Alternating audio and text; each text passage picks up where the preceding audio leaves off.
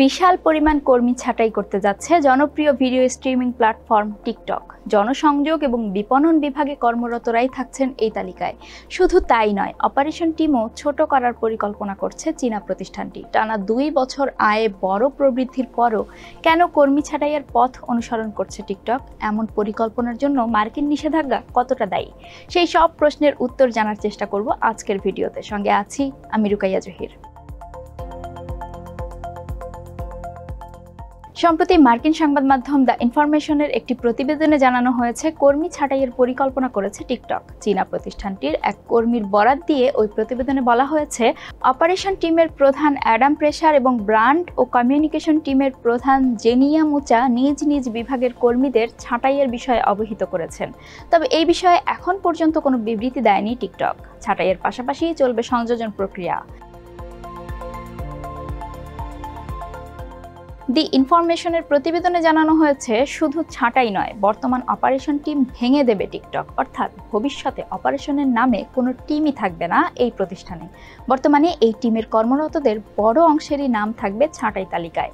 বাকিদের প্রতিষ্ঠানের অন্যান্য বিভাগে সংযুক্ত করা হবে। টিকটকের বিনিয়োগকারীর প্রতিষ্ঠান বাইটড্যান্সের সদর দপ্তর চীনের বেইজিংয়ে হলেও টিকটকের বৈশ্বিক সদর দপ্তর লস অ্যাঞ্জেলস এবং সিঙ্গাপুরে। এছাড়া new York, London, Dublin, Paris, Berlin, Jakarta, Seoul এবং টোকিওতে কার্যালয় স্থাপন করেছে চীনা প্রতিষ্ঠানটি। সব মিলিয়ে বিভিন্ন দেশের প্রায় 39,000 মানুষ কাজ করেন এই প্রতিষ্ঠানে। এর মধ্যে শুধু যুক্তরাষ্ট্রেই প্রায় 11,000 কর্মী রয়েছে টিকটকে।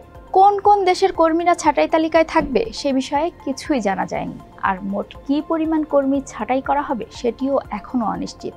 তবে ধারণা করা হচ্ছে, ছাঁটাই তালিকায় থাকতে পারে প্রায় 1,000 জনের নাম।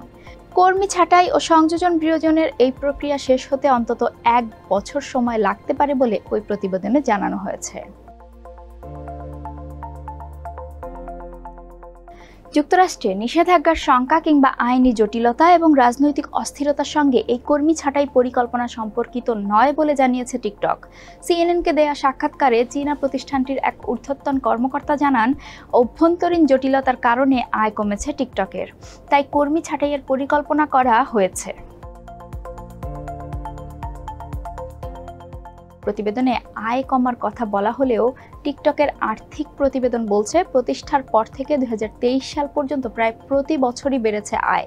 সবশেষ 2023 সালে $1,415 কোটি আয় করেছে টিকটক। এর আগের বছরে প্রতিষ্ঠানটির আয় ছিল $989 কোটি।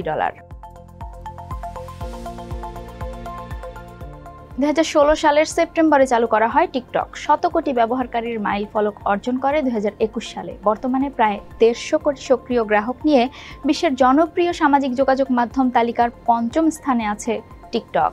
আর 2027 সালের মধ্যে সক্রিয় ব্যবহারকারীর সংখ্যা 220 কোটি স্পর্শ করার লক্ষ্য কর্তৃপক্ষের।